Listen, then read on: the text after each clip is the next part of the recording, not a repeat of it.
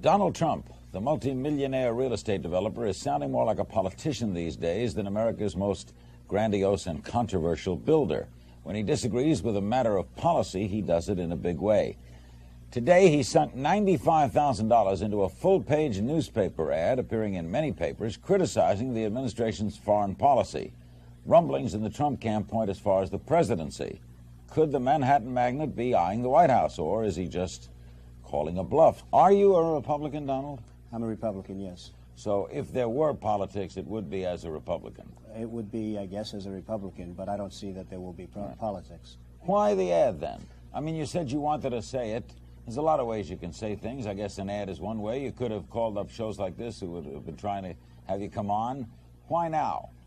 Well, it was very easy. I was tired, and I think a lot of people are tired of watching other countries ripping off the United States. This is a great country. They laugh at us. Behind our backs, they laugh at us because of our own stupidity and the leaders. I mean, what we have a Persian Gulf situation. You saw what happened today. Billions and billions of dollars are being spent on getting oil for Japan, and they're not paying anything for it. Essentially, they're paying nothing for it. We have tankers going back and forth that our men are protecting, losing their lives. I mean, they're losing their lives, Larry. We're spending billions and billions on protection, and those tankers are going over to Japan. It's just preposterous. I watched the Kuwaiti oil minister the other day laughing as he was explaining how much money they intend to make with the Bridgeton, which has been a total disaster, the Bridgeton. And I said to myself, isn't that a shame? He's talking about how much money they're going to make, and here we are. He's smiling and laughing. Why don't we get some of it? Why is it that we're protecting? We have frogmen, we have helicopters, we have aircraft carriers, and all sorts of ships all over the Persian Gulf, so that this man and his little group can make a lot of money. I think it's ridiculous. Well, one of the reasons we say we're doing it is because we've been doing it, and that all previous presidents have endorsed doing it. I guess the kind of thinking of an entrepreneur is because somebody else said it was right doesn't make it right, right? Larry, the country is losing $200 billion a year. $200 billion. This country cannot continue to lose $200 billion. Japan is one of the wealthiest machines ever created. Saudi Arabia, and it's not, hey, let me tell you, I'm a big beneficiary of Japan. They buy my apartments in spades. They're fine people. But they must be, they're laughing to themselves as to what's happening over here. We're not kidding ourselves. They're laughing to themselves, Larry, as to what's happening with this country.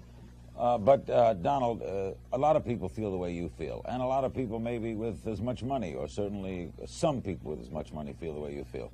Why did you go public?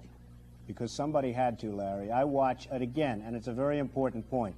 Japan is a money machine. Saudi Arabia is a money machine. Kuwait, these are money machines, the greatest ever created. The United States is, if it were a corporation, it would be bankrupt. It's losing $200 billion a year. For years now it's been losing that.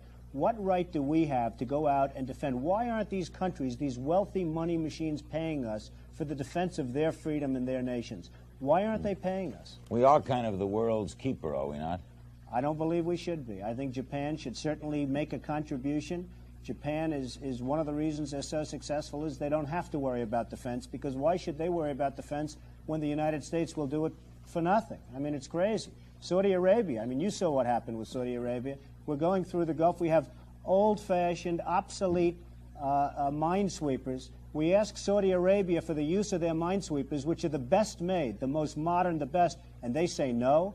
Who are they to tell us no? We're not going to give you our minesweepers. It's ridiculous. They're only there for the sake of us as far as that's concerned.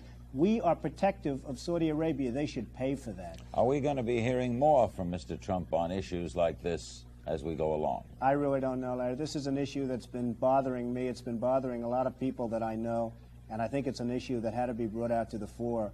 The concept of America financing and paying and losing lives for countries that won't even allow us to use their ships. And these are the countries that in 24 hours they'd be wiped off the face of the earth if it weren't for America. It's ridiculous. By the way, a couple of other things, then we'll take some calls for Donald Trump. Is it true that you're going to go to New Hampshire in October at the invitation of Mike Dunbar, who's heading a group called Draft Donald Trump? Well, I was asked about 3 or 4 weeks ago whether or not, by a very good friend of mine, whether or not I'd go to New Hampshire. That's turned out to be now a much bigger deal than I had ever anticipated. And perhaps, I don't know, I am going. I made the commitment to go. I made the commitment about 3 weeks ago. And I will go, yes. You will go, even though you realize now, in just stepping foot in that state, people are going to presume things. Well, they can presume whatever they want. I have no intention of running for president, but I'd like the point to get across that we have a great